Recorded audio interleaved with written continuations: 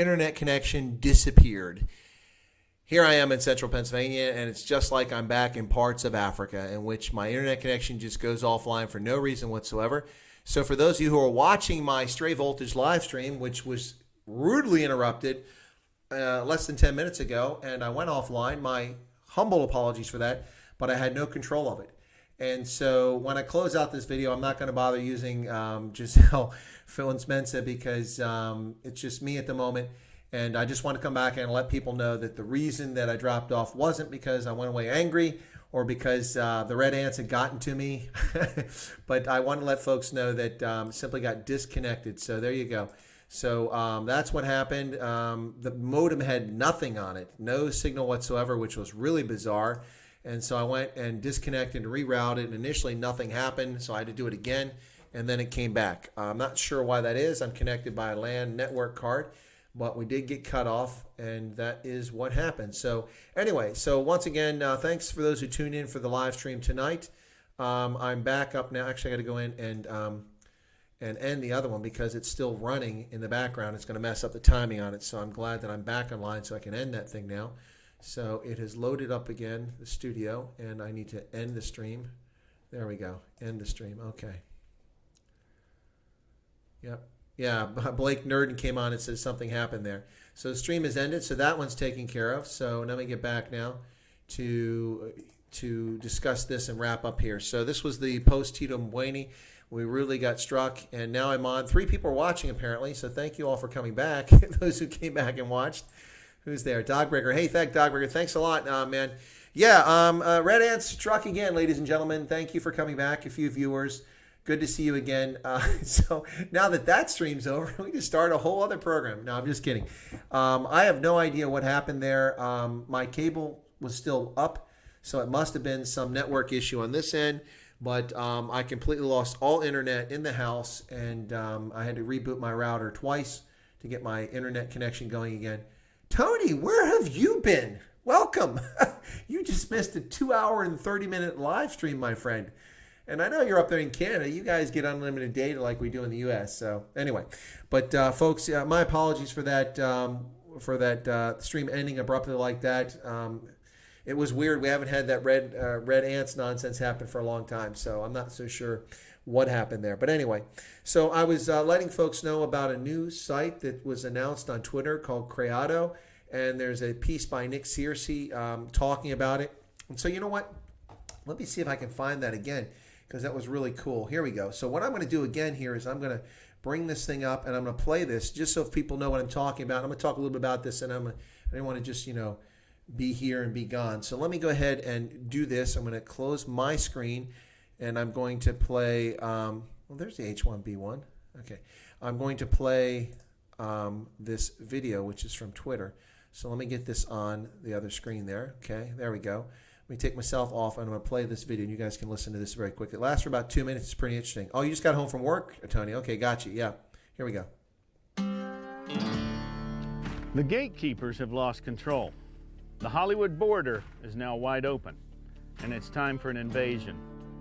An invasion of free-thinking people who want to see stories that tell what's good about America, stories that transcend politics instead of being distorted by them. Whenever I come up here to the high desert, I can just imagine what life must have been like back in the old days, back in the days of the Wild Wild West. Or even back in the days of classic Hollywood.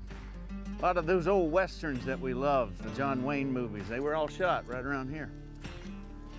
But now it's about to be the Wild Wild West again, because Hollywood has destroyed itself by continually insulting its audience, Trump, and by excluding filmmakers that disagree with their politics. Andrew Breitbart famously said that politics is downstream of culture. Why didn't we invest 20 years ago in a movie studio in Hollywood?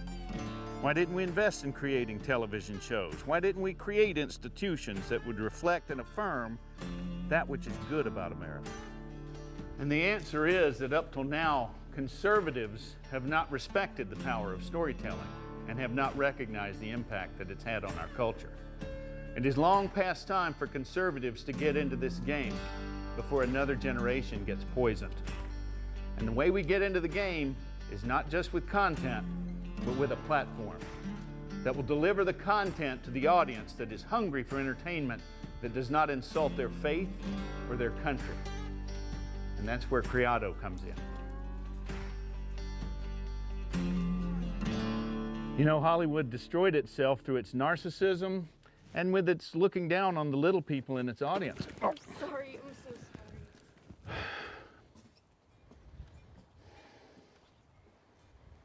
Call now, and let's replace those bastards in Hollywood.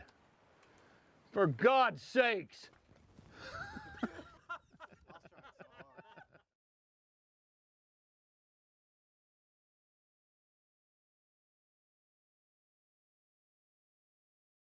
There you go, folks. I just realized that there's a normal latency on here, so it threw me off. I was listening to the video to make sure it was playing in the background. Yeah, so that's from Criado. That's a new creation, a new company that's registered in Wyoming, one of the most business-friendly states in the United States out there in the Wild West out there. And that's Nick Searcy. For those who don't know, Nick Searcy is...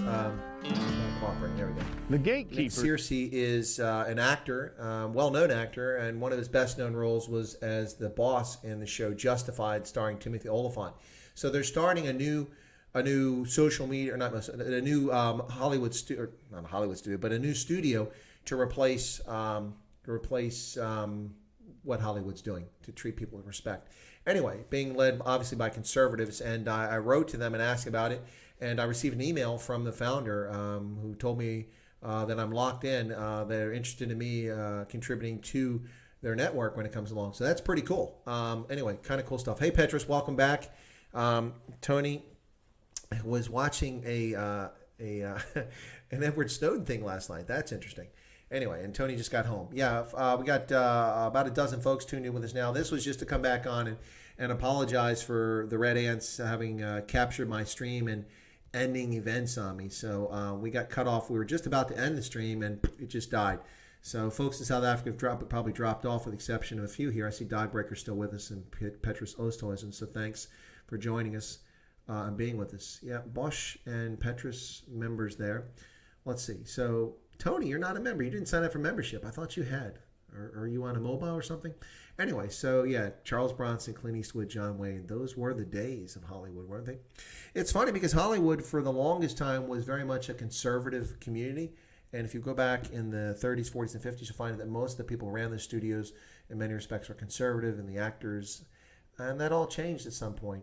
And now much of Hollywood is led by rabid leftists who have bizarre views in the world and use their platform to discriminate and ostracize conservatives. And it's unfortunate.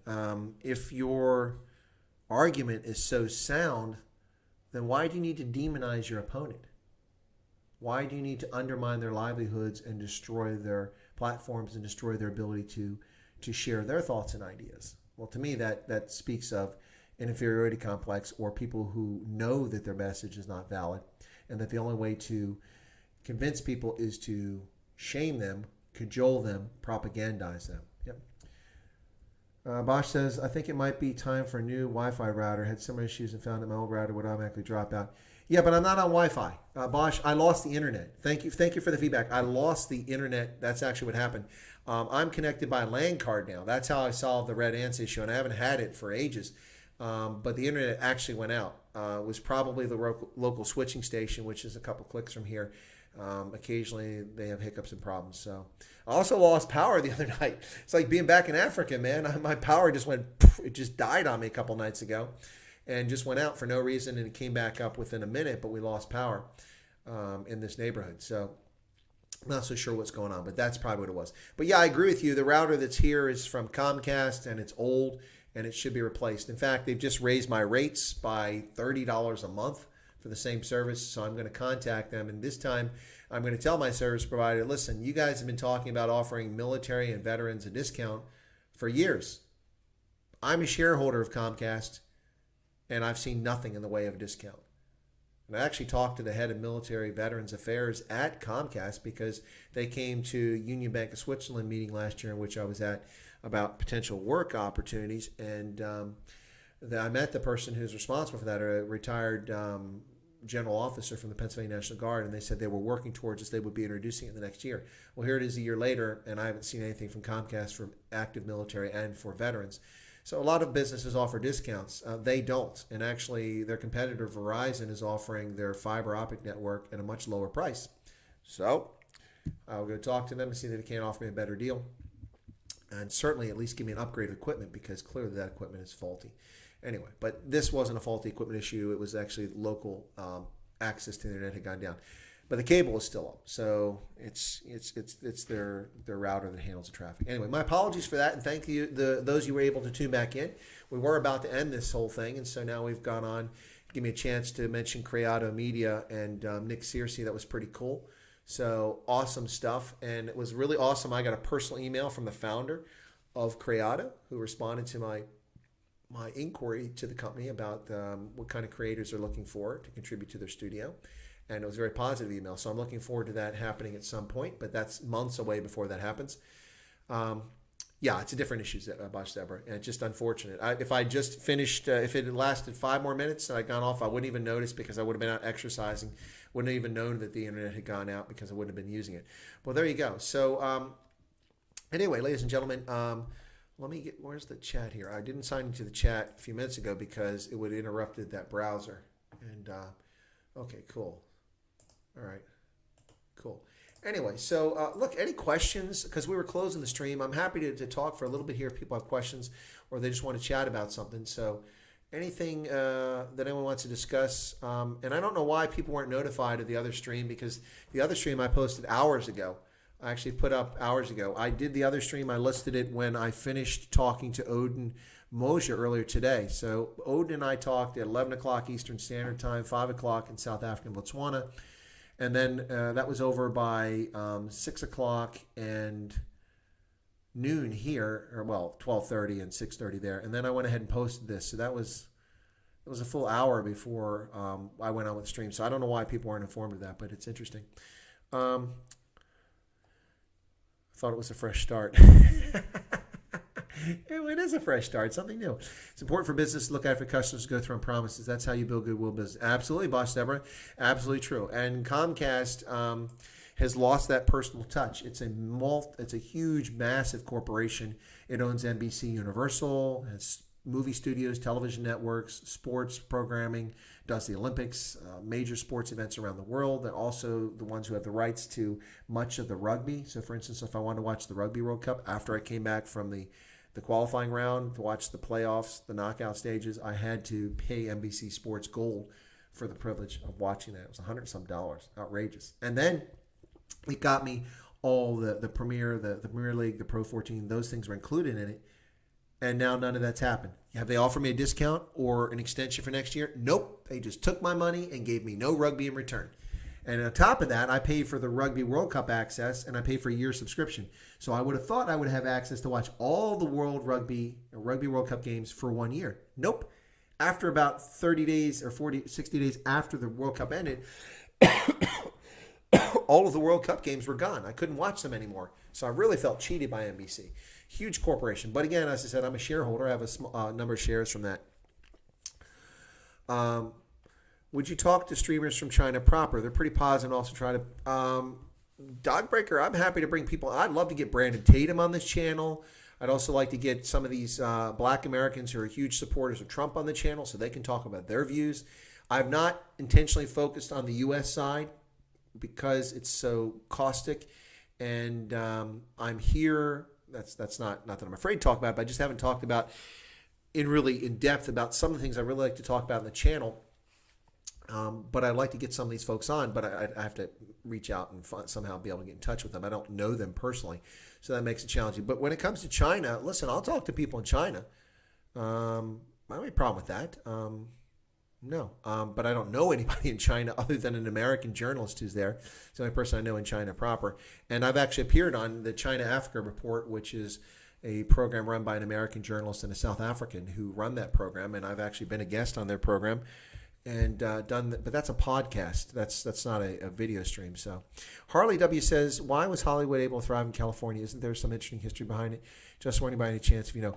Well, there's several reasons for it. Hollywood was a place that respected individual liberties and rights for a long period of time. It was run primarily by conservatives, not exclusively, but primarily by conservatives for a long time, who were focused on independent streak, and that independent streak and lack of government intrusion gave the Hollywood studios a lot of opportunity to make movies. Now, also Southern California has consistent weather. It's consistently dry and warm, so that's kind of helpful when you're trying to do movies and set up movie sets and things like that. You can rely on that. Also, over time, Southern California became a kaleidoscope of different peoples, and so you're looking for different types of ethnic appearances. As we got into more modern cinema later on, that all played a role. But there's also some advantages that went in politically that were put into there by the state of California and places like Los Angeles. So Hollywood, the thing about creating an artistic community is it only takes a little bit to get it started, and as long as there's no constraints on it, it really takes off. San Francisco had a creative community. Boston became a tech center early on because of the environment that was created there by the city and the state of Massachusetts. But then, of course, they crippled that with their taxing and such. And so businesses moved further afield. So, yeah, there's lots of reasons why Hollywood gained ground, but that was just part of it. So it's not a complete answer, but I think that helps out. Bosch Zebra says, watch the rerun of the 95 Rugby World Cup between the Bucks and the All Blacks earlier this evening. It was a nail-biter. Yeah, I'm waiting for the 2019 England-South Africa final to be played because, like I said, I paid for a subscription and they stole it from me. So World Rugby has been posting a lot of these games on YouTube, and I want that one to be put on there. I've watched the Bucks and the All Blacks in that game. I've seen that a few times. Pretty cool. What is Odin Moshe's podcast called? He hasn't written back. Let me see if he sent me a note because I've been online. No, he's not sent me anything to tell me what the podcast is called. I don't know. I will get that information for you, Sloat, and it will be in the notes for the video. What I may just do is go ahead and post it on my channel so people know about it. But I will definitely get that for you. But I don't know what it's called. I didn't even know he had a podcast. All I knew about Odin was the following. I knew that he was a friend of the Conscious Caracal. So Ernst von Zyl said, hey, you should get in touch with my friends, Quentin and Odin. And I'm like, okay, some Norwegian dude? Didn't even know he was Swana. So I saved he sent me their contact details. I saved them, and then I sent them a message, and then both of them called me, and it was confusing because I wasn't sure who was which, because if you listen to Odin, he doesn't sound like a black dude from Northwest. He sounds like an English schoolboy. That's not an insult or anything. I'm just saying. So I was like, am I talking to Quentin or am I talking to Odin? I'm a little confused. Anyway, so I actually put Quentin's name down under Odin's number in my contacts, and I had the wrong name. And so when he called back, I'm like, wait a second, is this Quentin or is this Odin? He goes, no, it's Odin. I'm like, okay, sorry, I wrote the wrong one down. So we talked, and then a couple people suggested that I get him on the program. Someone said to me he's keen to get in the program. I think it was the Conscious Caracal back to me and said he was keen to come on my program. I said, well, okay, well, I need to learn a little something about the guy. We've just had one conversation on the phone. So I reached out to him and said, hey, would you like to come on the program? And can we chat ahead of time? So we chatted and talked, and I learned a lot about him. And I said, yeah, that'd be an interesting program to have you on, so let's get you on. And we schedule it. But he never mentioned he had a podcast, and I was completely unaware that he had a podcast. That caught me completely by surprise. I had no idea. Anyway, so I'll get that from him. I just have to write a message. But ladies and gentlemen, I've been fully engaged the entire day. Preparation before I did preparation, I went out and did some lawn work. Yes, you've heard my lawn is notoriously in poor condition. Did some lawn work, came back in. Also had to water my raspberries. They're dry. Came back in, showered and prepped for the stream with Odin. Did the stream with Odin, went out, got a little bit of exercise. Came back from the exercise. My nose is itching. If you're wondering why I keep doing this. Means somebody's talking about me. It's an old wives' tale.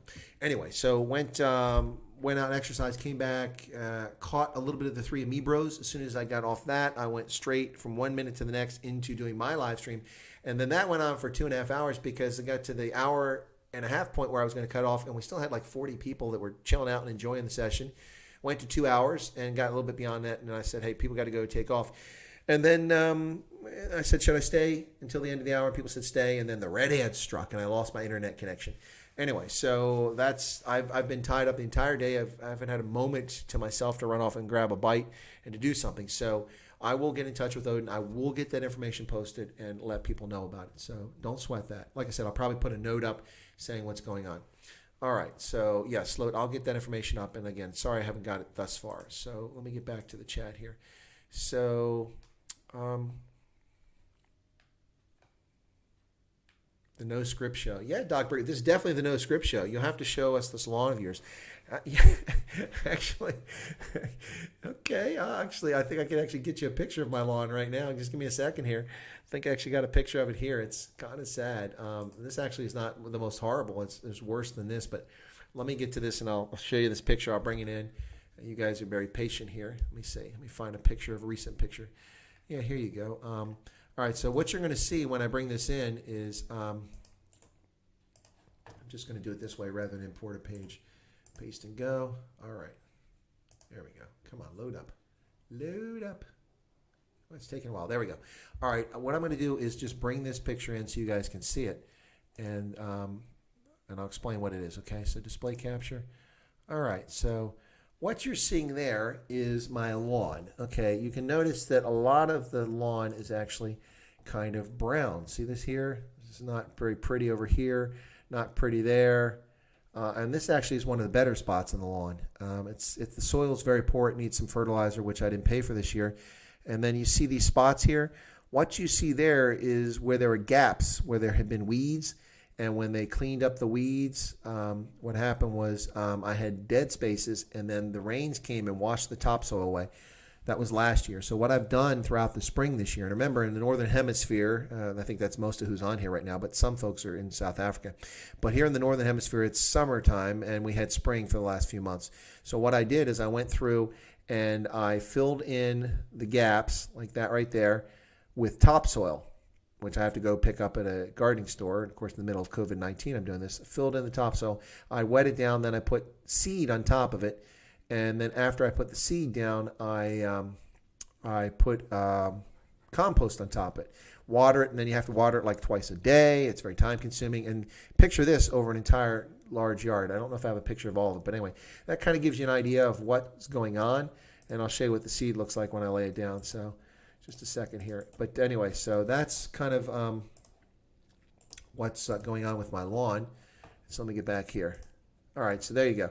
So that's the same spot, and you can see the seed where I've sprinkled it all over in those gaps right there. You can't really see my mouse. There's my mouse. So there you go. You can see the seed. That's the green stuff. And the reason the seed is green is not because it's naturally green, but it's been treated with fertilizer and herbicides so that it grows. And then I fill that up with, that's the topsoil with seed on top of it. And then on top of that, I put down the compost. Anyway, so I think some people found this boring, but anyway, so you guys asked, so that's what I did. Okay, anyway, so there you go. So that's what's going on with my lawn, and that's all over the yard. And then the soil's really bad. It was not that bad in the past, but it got worse when the topsoil washed off. So that's kind of what I've been trying to clean up. Yeah, it looks like we had a scrum there. That looks like a rugby pitch where everybody dug up the grass. That's exactly what it looks like. I should have told people. Yeah, so what's wrong with your lawn? Well, we've been playing rugby here, so. Old Petra says, please go grab a bite. No, that's okay. Wotan's podcast is called the No. Oh, I thought you were talking about this was the No Script Show. Okay, gotcha. Okay. Yeah, so that's the lawn. Yeah, it does look like a rugby team has been out there playing around. So, okay. Tion says, can you do a war series on the channel? World War I. It's actually a good, that's a good one, Tion. Maybe I've been thinking about that because people were really intrigued with the Gettysburg video I did, and they were asking about whether I could do more battlefield sites. And there aren't a lot of battlefields near here. There's a few, Valley Forge, Trenton. They're a few hours away. But then there's Antietam, which is just south of here in Maryland. And then, of course, the Battle of Baltimore and Fort McHenry. I'll probably do videos of those places next time I get to them and then put them on the site. But a series, I was thinking about that too, maybe talking about military history, it could be all sorts of things. But it would have to be a live stream, I think, because I don't know if I prepare for video, because people like to see maps and things like that, and I'm not quite the genius at navigating that stuff. So, yeah, the history you get is crap, and obviously one side. Yeah, that's true. Tion, actually, and I've been thinking about, when I first thought about this was in the context of like South Africa and Africa. So Tanganyika, the Ashanti Wars in Ghana, then colonial wars taking place in Africa, then also South Africa's history with the Xhosa Boer Wars, the 9 wars that took place in the early part of the 19th century. And then, of course, the Voortrekkers and their battles with the Zulu and the Ndebele, and then things like that. And then, of course, the Boer Wars. So I thought about doing all that. So, yeah, that would be pretty cool. You've been reading German stuff from World War II. Yeah, military history can be quite fascinating. So, anyway, so that's something I've been considering. That takes a little bit of work and effort into it, but I wasn't sure how to do that. So, I mean, I know how to do it. I just wasn't sure what the right approach was, and I want to make sure that I actually have people that are interested. I mean, I'll do it for a few people, but it's a lot of work to put those things together. So, the Gettysburg thing was prompted because I'd heard that people were going to trash the monuments on the 4th of July, and I wanted to go down there and film a bunch of stuff before the 4th of July in case this was true. I mean, they destroyed our heritage and our history. The battlefield monuments in Gettysburg don't celebrate the Confederacy or the Union. They recognize the soldiers who fought those engagements in that major battle, that 3-day battle, which turned the tide in the Civil War and preserved the Union ultimately and eventually ended the institution of slavery in this country. All possible because of the Battle of Gettysburg. That's exactly what the case was. And so I wanted to get down there and capture part of our heritage before these chuckleheads try to destroy it. So hopefully that won't happen, and hopefully people will be protecting the monuments and the battlefield site, and hopefully the federal government will live up to its obligation to protect our national heritage and not let it be destroyed like we've seen happen in the District of Columbia, in which people vandalize the Veterans Administration, a office that is responsible for meeting the needs of millions of veterans of all ethnicities in this country and all skin tones, not simply white veterans or Asian veterans, but also Hispanic and Black Americans as well. And so instead of letting monuments like the Lincoln Memorial be defaced by these thugs, these insurrectionists, these terrorists, these vile, disgusting people who need to be dealt with for their criminal actions, instead of that happening, I wanted to get to Gettysburg. So that's what prompted me to go down to Gettysburg. And it turned out the day I decided to do that was a beautiful day, the weather-wise. So it was quite nice. And I decided what I wanted to do was make it interesting for people who subscribe to the channel. So I figured I'd do short videos because, for those you know, I've said that videos less than 5 minutes I will not monetize. I don't expect people to watch a commercial to watch a 90-second video. That's lunacy. The channel's not about making money. It's about supporting my consultancy initially, and now it's about addressing the interest of my audience. So plus supporting my consultancy, and yes, making a little bit of money on the side, but that's not the primary motivation. So videos under 5 minutes will not be monetized, and I wanted to keep these videos under 5 minutes. So I went to these key spots on the battlefield, drove around, and then stopped. And because of the routes that it takes, it was at a sequence. And so I did this so that I could record these shorts. And I did these video shorts. They were 1 minute to 2.5 minutes max, I think most of them. And then I published them with my mobile, which the battery was pretty low by the time I finished because I was recording and then sending over the mobile network. And of course, I'm going through woods and hills, so the signal isn't always good. So it's searching for the tower sometimes. So I posted these videos, and that's also the nice thing about a short video is it's a lot quicker to post because less data. But I posted them all while I was there, and then I went, and the last stop I made was the visitor center, which is actually closed because of COVID-19. As Dr. Fauci would tell you, COVID-19 is dangerous, and I probably should have been wearing a mask when I was at the visitor center, but it was closed, and there was nobody there. So who's the mask for? I ask you, Dr. Fauci, who's the mask for? Anyway, so I went to the visitor center. It was the last stop I made, which what I did is I combined all these into one chronological sequence following the battlefield in sequence of when they took place in the battle, my videos. And then I put an opening and a closing, intro and outro, put it all together. And that video is monetized because that's like 16 minutes. Anyway, so you can watch the whole thing through if you like. And I'll do similar videos for other battlefields coming up. And maybe I can extend that to a discussion of military history. And that would be cool. But I have to figure out, actually what I can do is I can do the live stream and I can use my display capture and bring up PowerPoint and run through slides and talk about it. Yeah, I just figured it out. Well, thank you, Tian. I just figured it out. I just figured out what I'm going to do. I'll make a PowerPoint presentation just like when I'm teaching at university, and then I'll put it up on the screen capture so it's on the other screen over here, and I'll just reduce my video so it's smaller up in the top, and then I'll talk you guys through it. That's actually, Yeah, I could do that. Yeah, that would work. I hadn't thought about that way. So yeah, let me see. In fact, I might have PowerPoint here. I can bring up just to test it right now and see something, a presentation I might have done previously. So let me see if there's something here that's interesting. Zimbabwe in chaos, January 2019. What's that? That's 205. That looks like it's just probably just one slide. Oh, here we go. This might be interesting. Yeah, so let me pull this up and then I'll move it to the other screen and we'll see what happens. We'll see how it works. All right, you guys are my test bed. Okay, I was going to stop, but now I'm going to test some stuff. So don't run off. You're listening to Indaba Africa on the Chris White Africa channel. And if Microsoft ever has the courtesy to open this PowerPoint presentation, which I told it to open 30 seconds ago. Okay, here we go. Right, so let me do this. Let me move it over to, it's finally open. It's on the other screen. Make it full screen. Okay, so here you go. Okay, all right, so now what I'm going to do, whoa, what happened there? Okay, I don't want that slide master. Okay, it took over my screen. I don't like that. So I need to change this to, why is it doing the slide? I think it's just because of the way I did this one. But what I'll do is worst case do it like this. Okay, so Dog Breaker's liking this. Okay, so let me reduce old Chris there. And I'm going to move myself up in this corner here. And let me see what happens here. So now I'm going to open up the display capture. There we go. And let me see if I can, I want to just display this as a, see if it takes over my, come on, slideshow. Come on. There we go. All right, it's taken over my screen. But anyway, so now I can't see myself. I don't like that. Why is it doing that?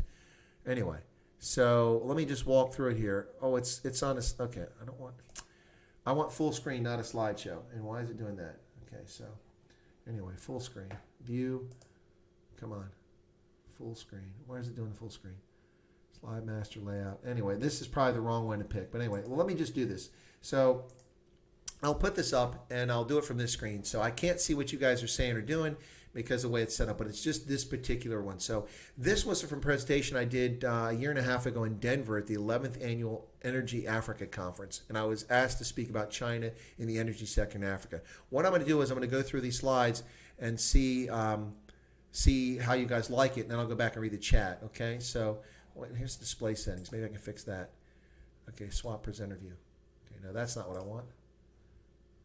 Okay, it's set up for, okay, there you go.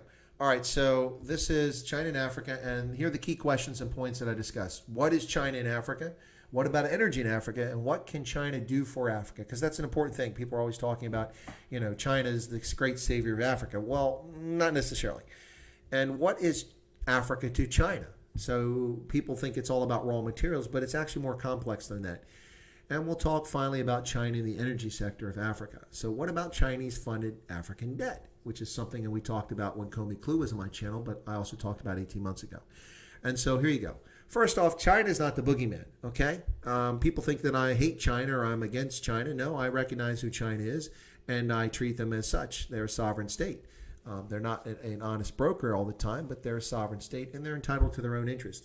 So China is also not the great savior of long unfulfilled aspirations for development across Africa, which a lot of Africans seem to think that it is. It's not. China is acting in its own interest, and there's nothing wrong with that. As I say right here, it's a sovereign state in the ever-present but increasingly under-challenged Westphalian system of states. Now, what do I mean by under-challenged?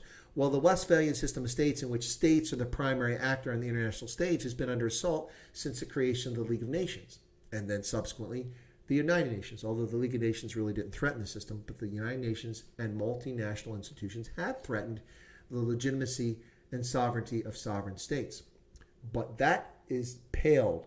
It pales in comparison to what has been happening in the Westphalian system of states since the IT revolution of the mid-1990s. Now, state sovereignty is under threat by an increasingly large number of other actors, including influencers and social media actors, people with YouTube channels like this, people with Twitter accounts. People can foment revolution by getting people activated and running around as activists, burning cities and torching cities, whether it's Seattle or Cairo or Damascus. So the state is losing some of its control. Lots of its control is under threat by other actors, corporations, multinational corporations like Google, which threaten the sovereignty of many countries by their actions and their sheer size. Walmart, its sheer size. Exxon, These are the things I'm talking about. Now, China acts in its own interest, and it should. Why shouldn't China act in its own interest? China is a partner of choice for many African leaders, and they're capable of top quality projects, but they're also capable of abysmal construction projects and financing deals. Now, here's the thing. China is not the green energy player it loudly professes to be. In 2014, the Chinese premier, who's now the president for life, gee, that sounds like a really good democratic system, doesn't it? But the Chinese premier announced that China was going to be a green energy player in Africa, and that the bulk of the resources devoted to building energy capacity in Africa by Chinese companies would be in green energy. That's a lie. It might have been aspirational. Maybe it's not a lie, but it's fiction. Only 7%, when I did this briefing 18 months ago, only 7% of China's energy projects are in green energy.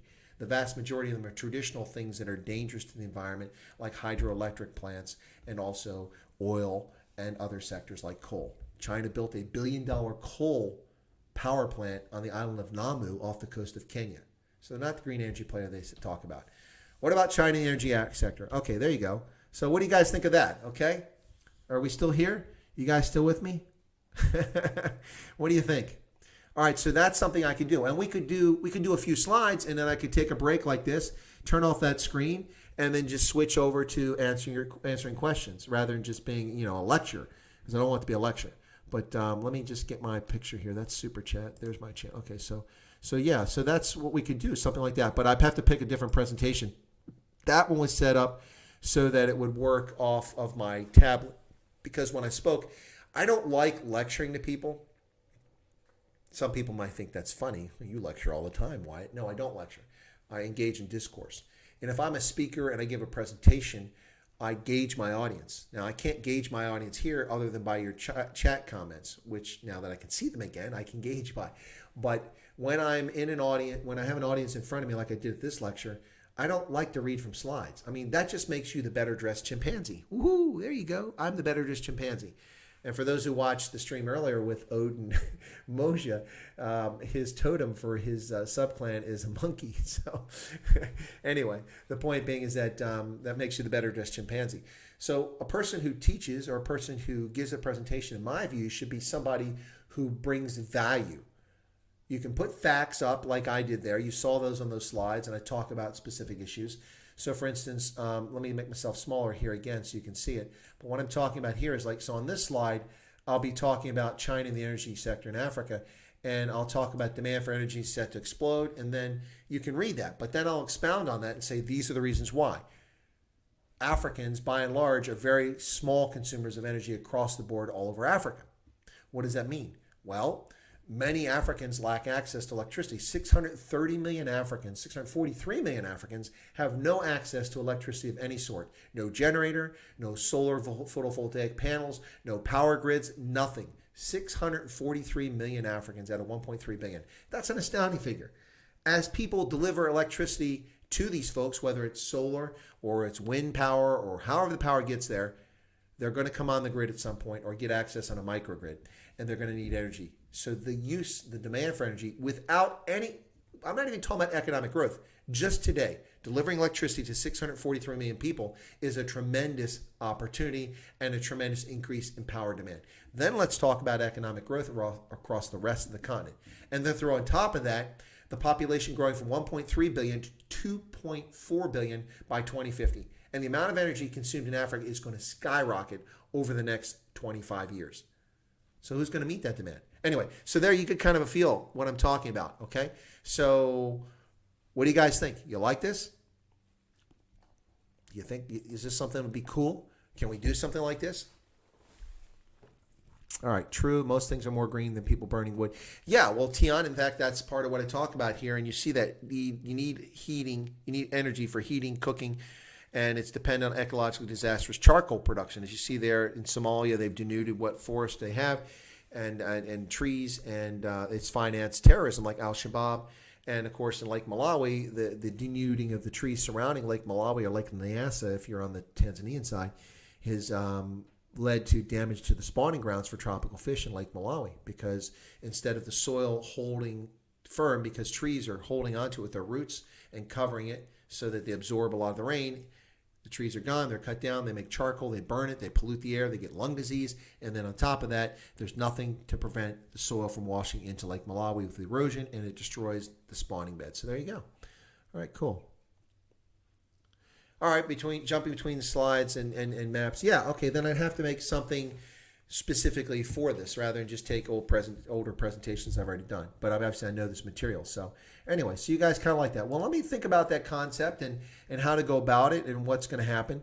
But yeah, so that's just, so this one here, the reason these slides are basic like this is because I was simply making this presentation for a tablet so I could see it. Let me see if this one here, this might be a presentation. Yeah, now this was also something I did. This was I gave a presentation at the War College. I talked at a lunchtime discussion, and what I talked about was, okay, here we go. So let me see if that comes up. There it goes. It's still doing that slideshow nonsense. I don't like that. So chaos in Zimbabwe, and this is January of 2018 I did this, and so these are some of the bullet points I talked about. So there you go. Chaos in Zimbabwe, and then continue. This was just a quick thing they asked me to put together, and I talked about what was happening in Zimbabwe. So anyway, I have lots of these things for things I've done. And so let me just find another one really quickly that probably shouldn't have that. That's Denver.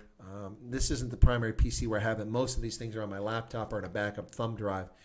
Oh, then I won't do this, but this is just to show you. So this is a class I gave in the Army War College about Africa that I taught. So just to show you this very quickly, not to bore you to tears, but I won't go too much longer with this.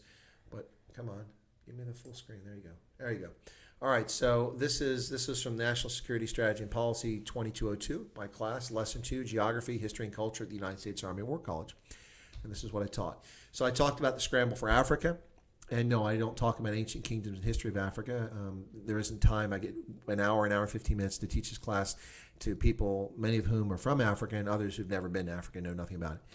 Then I show what Africa looked like in 1914 at the beginning of World War I. You see French West Africa and Anglo Africa and the German colonies and such. Talk about the dates of independence, when countries started getting their independence in Africa. And then this one here is talking about states that are not recognized in Africa. Like, for instance, we see Western Sahara there. That was the first one. After Western Sahara, you see Somaliland and Puntland that are not recognized. So it's 3 more states. And then I talk about the geography of Africa and the fact that one of the reasons Africa has had slower economic development over history is that it lacks navigable rivers.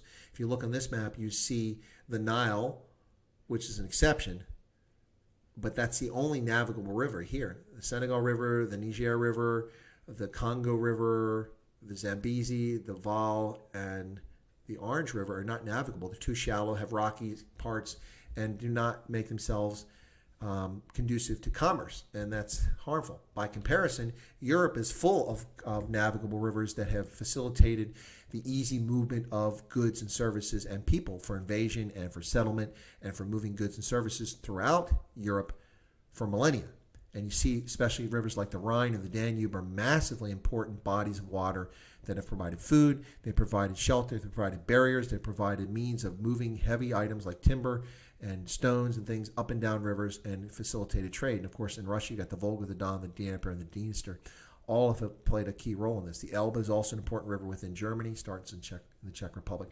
So there you go. So that compares Europe, a very small geographic space with massive numbers of navigable rivers over long lengths that facilitated movement and development, compared to Africa, which lacks these things. And then, anyway, I'm just going to stop here in a second, but here you go. Examples. Africa is a matter of perception. You look at this as the Gall-Peters projection, which is more accurate representation. You look at, that's Iceland compared to Africa on the actual projection. The Winkel-Triple, which is another more accurate projection. But the more common one we're accustomed to seeing is the Mercator projection. And look at Greenland. Greenland looks like it's the size of all of Africa, which is actually not based on space. So that's why I talk about this and talk about people perceive places differently based on how they've been acculturated. And we've been acculturated most of the developed world with the Mercator projection, which distorts the appearance of Africa and its size, when the Gall-Peters projection is far more accurate. That's how Africa looks in relation to Greenland in reality. And then this one's something you're probably famously familiar with. This is, and I'll be the last one, I'll stop after this on this presentation. This is Africa with the Mercator projection with the United States, China, Mexico, all of Western Europe, and India and Japan thrown into here, and there's still space left over. That's how big Africa is, ladies and gentlemen. Yep. Anyway, so there you go. All right. So did I lose 25 people or actually gain some people? Anyway, so I don't know what you guys think of that. But I mean, I'm not going to teach my War College classes on here, but I just thought I'd throw that up and just give you an idea here. So let me close that display capture down there. Make myself bigger here again. All right. And then where are we at now? Okay. So there you go. All right. So folks, let me see what your comments were. Your sound is sound. Scientists are shocked to find the Earth's atmosphere is 25 kilometers lower than previously thought. Whoa. I didn't know that. Is it possible that north of the Sahara had more grain types, sub-Saharan had less grain types? Well, it depends on when you're talking about there, of course, Doc Breaker. The Sahara once was tropical. You know, at one period in history, during human history, it was tropical. In fact, lions and elephants and hippos lived in the Sahara. That's in human history, in hominid history. Yeah, the Mercator makes arcs. Yeah, exactly right. And that's affected. So Sloat likes it. Okay, cool. Well, I'll look at doing something like that too, guys. I mean, that sounds like something cool. I mean, let me go through my presentations to find ones that are apropos or interesting, and maybe I'll plan on doing one of those once a week or something like that. Or I don't want to do it just for members, although I want to do something special for members. So maybe I'll consider that too. But anyway, so let's see. So Bosch Zebra likes it. Sloat likes it. Tian, I think, likes it. Doc Breaker, I think you guys all like it. So no one said, it's cock, it's crap. Ooh, Petrus gave me a trophy for my presentation. Thank you to my Chris Africa Wyatt member, Petrus Oosthuizen. Thank you so much for that. Appreciate it. Yeah, anyway, cool. Tony likes it as well. Well, yeah, Tony's a Hungarian living up there in Canada, man. Hey, Canada. Hey, you hoser. They like anything up there, man. It's like the Great White North. I just love maple syrup, hockey, and First Nations. That's right. They're not Native Americans in Canada. And by the way, it's not all of them. That's just part of the folks up there. You've got the Inuit. You've got the First Nations. And all kinds of mix of people up there in Canada. Of course, you got the Quebecois, who are all over the place with their unusual version of French. They left France a long time ago. Anyway, yeah, so there you go. So thanks, Tony. Appreciate that endorsement there. Tian, thanks for the thumbs up. Yeah, and Petrus likes it. That's kind of cool stuff. Well, folks, I mean, that's another presentation I had there. Let me just see if I find another one that might be interesting. I'm not going to run it up, though, but just here, like I said, this is not the primary place where I store these things. It's just that I would work on this. This is the computer I had the big screen on, so I spent time on it. Yeah, that looks like where most of the ones I've got in here, but I've got tons of these presentations. I've been doing these things for a long time, so kind of cool. Well, let me see this. You're now Burton now. Okay. Not a Hungarian, Canadian. All right. Oh, this, by the way, this is kind of cool. Let me see if I can do this real quick. This came because recently somebody who's a relative of mine asked me about the Swiss connections in my family. And actually, I didn't have this document. So fortunately, somebody years ago went back and they downloaded everything that was on GeoCities before it went inactive. And they made a massive copy of every website in GeoCities. And I had a GeoCities website from 1995 until it went away. It was bought by Yahoo, it merged, and then Yahoo screwed it up and didn't manage it properly. But let me do this, and let me just show you this. This is something kind of cool, too, that just to bore you a little bit more here. Display capture. Let me turn my camera off. Yeah, so this is from a website. This is from my GeoCities website. And I talked about Swiss connections. So because I have Swiss ancestry in my family history, too. Begins with my fourth great-grandfather, Thomas Wyatt, who married Sarah Phillips on July 28, 1828 in Beverly in Randolph County, Virginia, which later became West Virginia. While the marriage is not especially significant, it does give us a documented link. You can see the ceremony was performed by his uncle, Thomas Collette. It is from this point that we begin our journey backwards in time from Western Virginia in 1828 to Switzerland in 1750. Thomas's father, Edmund Wyatt, married Mary Collette. From this point on, I must rely on the work of others, and thus the family legend, so to speak. I call this legend because I couldn't get the I couldn't get all the documents. Shortly before I moved to Tunisia in June of 2000, I received an email message from another Wyatt family researcher. The message included a long thread of a story about the origins of one side of the Wyatt family, specifically going back to the Collette line. The following story was published in the Allegheny Regional Ancestors, Volume 7, Number 4, Winter of 1998. Anyway, so it talks about Thomas Collette's wife was Mary Bartlett, who was an illegitimate daughter of Mary Conrad, who was the daughter of Jacob Conrad Sr. Mary Conrad was supposed to have been born in Switzerland in 1748, but there's controversy regarding this date. Probably would have been earlier. Some of the Conrads married into our relatives. Anyway, according to an unpublished book. So And he married Verena Lerch, known as Fanny, in about 1742. Barbara says that Swiss records show her to have been born in 1719, died in 1749 in Ottisville, near Bern, Switzerland. Now, this is where I come in. So this is something I published, and later I actually went and confirmed this sort of thing because I went to Bern, Switzerland. I went to the town of Ottisville, and I actually was there. My mouse is not playing nice. Here we go. All right, so let me get the camera back up there. So what happened was I actually went to Switzerland, to Ottisville and to Oberbip, which is a town located close to that, just a kilometer or two away, and did research and went to the archives in Bern, Switzerland, and traced my Swiss ancestors back to this woman, Conrad, who left Switzerland. Actually, her father did, and came to the United States with his kids because he was a widower. Anyway, so pretty cool stuff. Anyway, so that's just one of the other things. So genealogy, I just dug that up because somebody asked for it, and now I have an actual copy of the web page that I had published back in. This was published on July 20th of 2002. That's when I published this on GeoCities because it was still active then. And so I went to Ottisville in Bern, Switzerland, and to Oberbip in Bern, Switzerland. And then I followed up the name Kurth, which is variously written by different church members and pastors as Kurth, which is German, or Curé, which was the French, because this was right on the border between the French and German-speaking part of Switzerland. Anyway. All right, so let me get back to your questions there. So we need biltong emoji. That's what we need. I need a biltong emoji. Okay, unusual French. Yeah, that's what I call it, Tonebreaker, unusual French. Canada, Maple Leaf Impression, their unusual version of French. Okay. Pete Button says, thank you for being such a guiding force while we slip in our slide to chaos. Yeah, let's hope we don't do that. Bosh, the Quebec French is very slang French. Sounds horrible. Yeah, it's I don't know if it's slang. It's just they do a lot of invention of their own. So, for instance, the French Académie Française was so set on not letting English intrude into proper French that they came up with a very contorted description for email 20 years ago when email became popular, over 20 years ago. And so the French description, I can't remember what the word is. It's courriel électronique or something like that, or I don't remember. But the Quebecois, but the Quebecois came up with a word that was very simple. It made sense. It's like German. They just put two things together, and wow, that's email. I get it. Anyway, I think it was courriel électronique, but the French had a longer thing for it.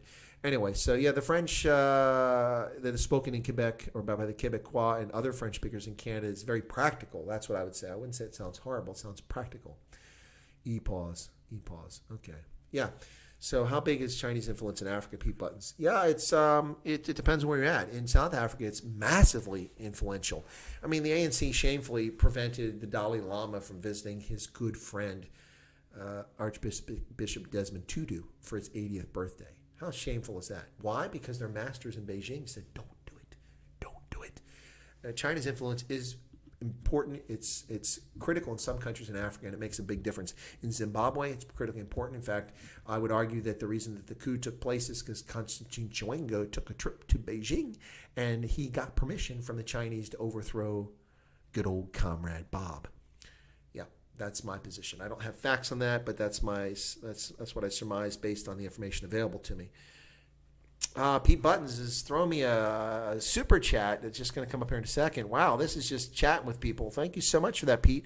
Why are you so interested in Africa? Well, if you listen to Ronaldo Hose, there it is. It just came up. There's the super chat. Can I hear it? There he goes. Okay, super chat's up. Yeah, thank you so much for that, Pete. Let me get this out of the way so you can see it. 35 Rand super chat. Thank you so much for that, Pete. That's really kind of you, man. I was just coming back in to apologize for the break in the action when the red ants cut me off. I wasn't counting on super chat, so thank you. I got one super chat in the 2.5 hour thing, so you're very kind of you. Yeah, so why am I interested in Africa? If you listen to Ronaldo Hos, he said it's because I'm looking for oil. No, he's being facetious. It started for me back in the 70s during the liberation struggles in Rhodesia and then Mozambique and Angola. I kind of followed those as a kid in junior high school and high school, watching the events. And then in 1980, I got a book that I got from an American author named James Michener, who was a big historical fiction writer. He wrote a book called Hawaii back in the 50s after he came back from the Second World War as a veteran. And it was a huge success, and he made a lot of money off it. And then he embarked on a career of writing historical fiction. And what we mean by historical fiction, is that is that he took actual events, actual places, historical ones, and then took fictional characters who he integrated and wove into the story and told a story. True in large measure to the historical narrative that actually happened in these places, but also, you make up some things, and it was really cool. And actually, for my book, I wrote on family history about my German line coming from the northern part of Germany in 1848. My ancestor Friedrich Wilhelm Aspermeyer, who came over to America in 1848, actually used that kind of license, that author's license, to take facts that I had from my research on genealogy, and then follow the same sort of pattern that Michener did, in which I created a fictional narrative and explained how my ancestor met this girl, they had a kid at a wedlock, and how everything went from there. So Michener wrote this book called The Covenant, and The Covenant was about South Africa. And I read it and learned about the Huguenots and about the Dutch who arrived there and the Khoi and the San, and then just followed the history. And I read this book. It was like 1,200 pages of fine print paperback, because it's already a later version of this book. And I'm like, wow, what a fascinating place South Africa is. What a screwed up place, but this is really interesting. And I learned about the Xhosa, and I didn't know how to pronounce it. Not that I particularly do it well now, because I don't have that very well. I've never hung out with the San or the Bushmen to learn that. Anyway, so I don't have the clicks in my language. But I learned about the Xhosa, and I learned about the Huguenots who came, and the Germans who came later and mixed, and the community became the Boers, and later the Afrikaners. And anyway, so I was like, wow. And that just kind of took off from there. So I was introduced to rugby as a freshman at university in 1982. And I was like, what a cool game. But there was no rugby on television. And other than club rugby, there's nothing around. We didn't even have a national team in America until 1984. And so while I was at university, I said, you know what, I'm into rugby. Let me look and see. I'm a history student. Let me find out who the good rugby nations are. And I looked, I saw that New Zealand and South Africa had top flight national rugby teams. And since I was in South Africa, I said, the Springboks, that's kind of cool. I'm a Springbok fan. And I became a Springbok fan in 1984, and I've been one ever since. And then when I got out of the Army and went back to university in the late 1980s, as a history student, I focused most of my coursework on African history. And a lot of that coursework was in Southern Africa. I had a fantastic history professor named Alan Booth, who was a former naval intelligence officer, and he had a thing for Southern Africa, and he knew a lot about it. So I focused on Southern Africa, and this was the late 80s, and it was towards the end of apartheid, and a lot was happening in Angola and in Namibia. And so it was a big thing for me, 87, 89 time frame, and just kind of went from there. I left out one part in 1985. I already spoke German fluently and English fluently, so I figured Dutch is close to German English, so I can teach myself Afrikaans. I started learning Afrikaans. I don't really speak it particularly well, but I can understand it and listen to Afrikaans music. So that's kind of where my interest in Africa grew from. And for a long time, my interest was focused on Southern Africa. But while I was at university, I wanted another language. And the other language, I didn't want to learn Mandarin because I had a roommate as a freshman. He gave me headaches listening to him learn Chinese. I'm like, no thanks. I didn't want to learn Arabic. I'm like, I'll never go to that part of the world. I spent a lot of time in that part of the world. And I didn't want to learn French because I thought the French were snooty, and the parts of Africa where people spoke French weren't particularly interesting to me. So they offered Swahili at Ohio University. And so I took a year of intensive Swahili my senior year at university in 1989. And then waiting to come back in the Army, I had a few months to kill. And so I enrolled in an intensive all-day long Swahili course that lasted 3 months in the summertime, and got my veterans benefits. That's kind of lived off that. And also working at UPS, I lived off the two things, and then studied Swahili. So I became fluent in Swahili at the time. I'm not now, but I was then. And that's kind of where it took off from then. Then I just kept up with Africa, studied it, and then when Somalia happened, I was the only guy within 100 miles that could spell Africa and knew anything about Somalia, and I was in big demand for that. So I was the point guy that came to about Somalia. We were told we were going to go to Somalia on Friday and said we were leaving on Sunday. And that's what happened. And so I had to give a briefing on Sunday, and it was actually a week later, and I didn't go. I went to the airport, and they called me back. My boss said, you're not going. And they went down to Kismayu. And when the pilots came back that flew the Black Hawk helicopters in Kismayu, after about 3 months they came back, the platoon leader from that office, when he got back to Hanau, made a special effort to come to my office and came in and shook my hand. And I'm like, hi, how you doing? What's that? Welcome back. He's like, I want to thank you. I said, for what? We didn't get a single intelligence brief from the time we left here. The only intelligence we knew about Somalia is what you told us before we left, and then what we learned while we were there. I was like, wow. So that was Somalia, and then before I left Germany, Rwanda fell apart, and I had been following that. And so we were headed to Rwanda, and then they pulled us back. We didn't go while Clinton and Kofi Annan and Madeleine Albright all conspired to let 850,000 people be butchered. We sat back and watched it while they pretended that Susan Rice, what do we do in the midterms if we declared it genocide? Yeah, so while these people sat back and horribly, because of their political cowardice stemming from what happened in Black Hawk Down in Somalia, while that happened, all these people were butchered. Anyway, so we had an order to go to Somalia from Germany with attack helicopters, a CAV squadron, and transport helicopters. We didn't go. And I left and went back to my advanced course for intelligence back in Arizona. And then before I left, though, I had been following the Balkans ever since they fall apart. Anyway, so that's the big piece of Africa. And then it just kind of went from there. I always wanted to be a foreign area officer for Africa, so I applied for that, and I actually wanted to make sure they knew I wanted it, so I did something that doesn't exist. I sent a letter in 1992 and says, I request early functional area designation to be a foreign area officer for sub-Saharan Africa, 1992. And they said, well, there's no such thing as early designation, but we've noted your interest in this. It's in your personnel file. And when you come up in your 5th year of service as an officer, be considered for this sort of thing, it'll be noted. And in fact, it was. In my 5th year, I was designated as, while I was in my advanced course, designated as a foreign area officer for sub-Saharan Africa, and I was excited. And then from there, I did my tours and worked in Africa and worked in other agencies. So that's kind of it. That's the long version. Since you gave a super chat, Pete, that's why I offered it. Thank you for that super chat. Boss Shepard says China is actively engaged in granting scholarships to children of African politicians for them to study at their universities. Play long game. That is a long game, but we used to play that long game too, and people forget this. I love how Africans have the memory span of a gnat. Of course, they're no different than the rest of the people around the world. But the reason that so many Africans are literate now is because we brought them to our universities in Western Europe, in the U.S. especially, and we paid for them in the U.S. Gave them full sponsorship, full scholarships back in the 50s and the 60s and into the 70s. And then finally, the U.S. government backed away from that program. But we did that for decades. And the reason why many of these people who leave their countries are educated and can walk and chew gum is because of the generosity of those of us in the West. While they castigate the West and claim neocolonialism, all this other nonsense, they forget that they were sitting in London, in Manchester, in Quebec, in Toronto, in San Francisco, in New York, at Harvard, at Yale, for free, on a free ride from us and our taxpayers, so they could just go and be educated and hang out with their leftist friends and go back to Africa and say bad things about America. But we used to do that. So we played the long game too. And in fact, Ambassador Carter, Phil Carter, who was the last position before he retired, was the deputy for civil and military affairs at U.S. Africa Command, but a former serving ambassador across Africa. Fantastic guy, by the way, Ambassador Phil Carter. He one of the things he says that frustrates him is that the State Department doesn't have this program anymore, and it's been done away with since the early days when he was first a State Department officer. We don't have this because it is the long game, and I agree with you. The Chinese are doing that. We should be doing that as well. Instead, we have 360,000 Chinese in our universities, many of whom are stealing our intellectual property, especially in the sciences and technologies. So it's a huge mistake on the part of idiotic politicians in this country with short-sighted goals, stupid goals. One of the things that talked about was when Barack Obama got his key signature piece of legislation, the Affordable Care Act.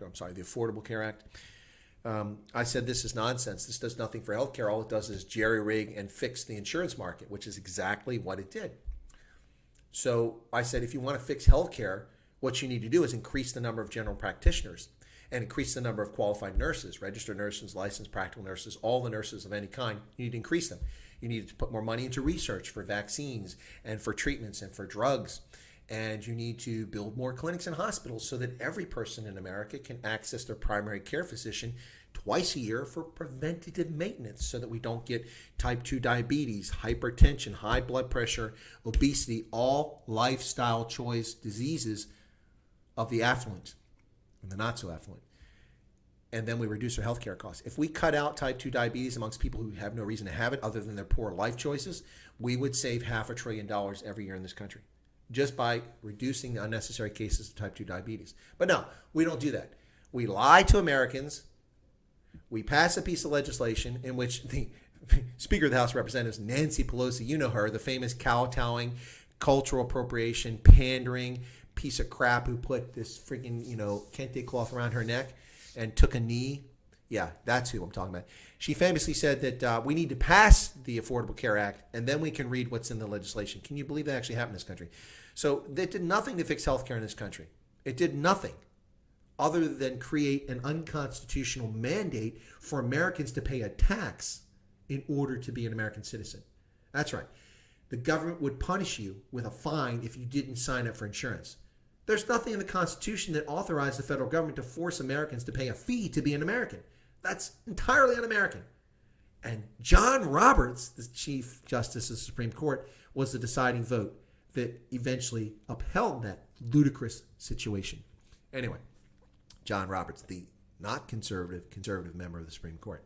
Anyway, so so it didn't fix healthcare. So you need to fix healthcare. And get back to Africa. That's where this is all coming from. There's a long thread. But the point was that I suggested that we spend $3 to $5 billion per year in which we pay full ride scholarships for anybody who's qualified to go to medical school or nursing school in the United States.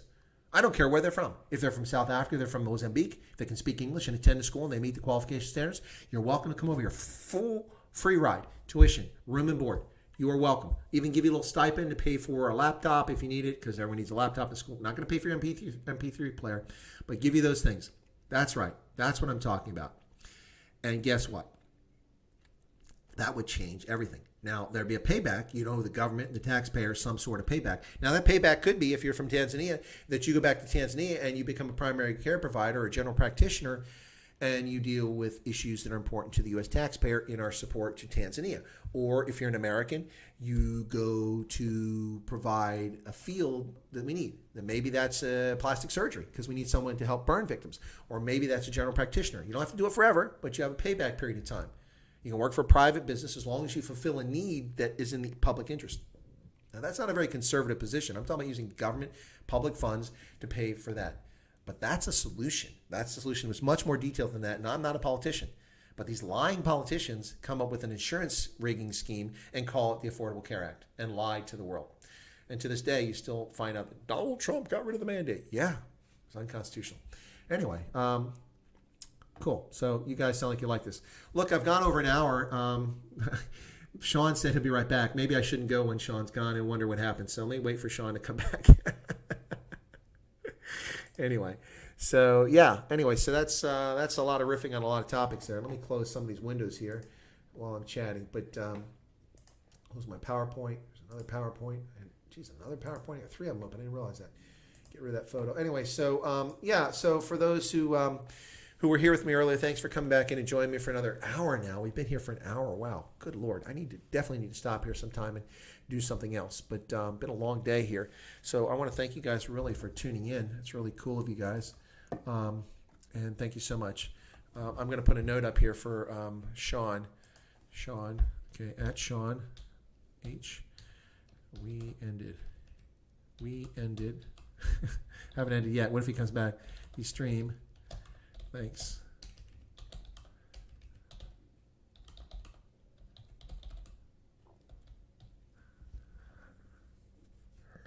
Yeah, Obamacare could be. Yeah. No, it's just I need to do a few things. So, I mean, before the day gets away from completely. You have a friend who's trying to identify his heritage and believe might be from the Doorslanders. Oh, wow. The Doorslanders are fascinating. Is he someone who lived in Namibia or in Angola? Okay, I'll leave that there. So, Dogbreaker, is this somebody who... cut this. All right, so I've saved that text, so if I do leave here in a second. Yeah, yeah, please put some like. That'd be cool if I got like 11 likes out of 11 viewers. That'd be 100%. Yeah, Obamacare could be, well, we could talk about the whole thing about the Obama administration stealing General Motors from shareholders and bondholders and creditors and lying about it. And virtually no objection to it whatsoever. Oh, he's from Springbok. Okay, cool. That's interesting. Okay. Yeah, so we could talk about that forever. The General Motors and Chrysler debacle. We could talk about Bear Stearns under Bush and then what happened under Obama later on with the intrusion of the banks. Anyway, listen, I'm going to drop off, guys. Thanks so much. Hey, Pete, thanks for the super chat. Let me put a note here to Sean so that Sean is not shocked. I don't know why it didn't come up like that. Hang on. Let me do this here. Okay. @SH. There we go. Okay, now.